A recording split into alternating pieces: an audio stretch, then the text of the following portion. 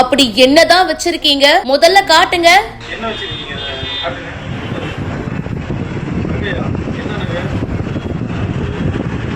பேக்கை திறந்த போலீசாருக்கு காத்திருந்த அதிர்ச்சி.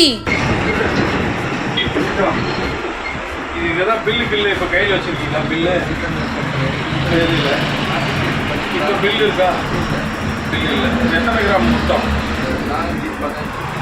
400. அங்க பாருங்க, 415 கிராம். எதுக்காக கொண்டு போறீங்க?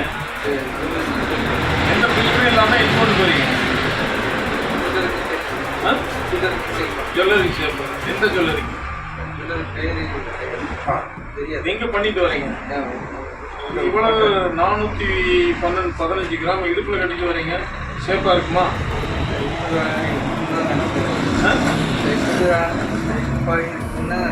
ஷேப் எப்படி தெரியல. சரி.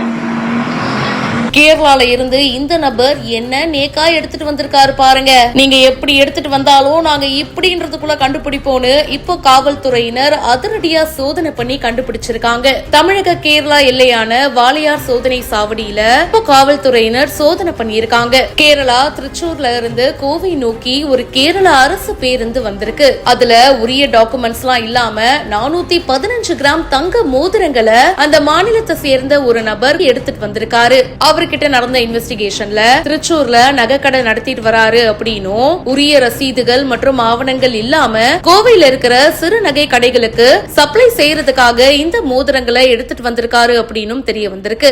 1 2 தங்க விக்கிற விலைக்கு மனுஷன் 415 கிராம் எடுத்துட்டு வந்திருக்காரு. அதோடைய மதிப்பு மட்டும் பல லட்சங்கள் இருக்கும் அப்படின்னு கூறப்படுது. இத பறிமுதல் சென்ற காவல்துறையினர் இடுப்புல ஒரு சின்ன பேக்ல அவ்வளோ மோதிரங்களை இவர் அசால்ட்டா எடுத்துட்டு வந்திருக்காரு. இந்த விஷயம் அந்த பகுதியில பரபரப்பை ஏற்படுத்தி இருக்கு. இத பத்தி உங்களுடைய கருத்துக்களை கமெண்ட் செக்ஷன்ல சொல்லுங்க. மேலும் பல செய்திகளை உடனே தெரிஞ்சுக்க பிஹைண்ட் வுட்ஸ் நியூஸ் வாட்ஸ்அப் சேனலுக்கு இப்பவே ஜாயின் பண்ணுங்க.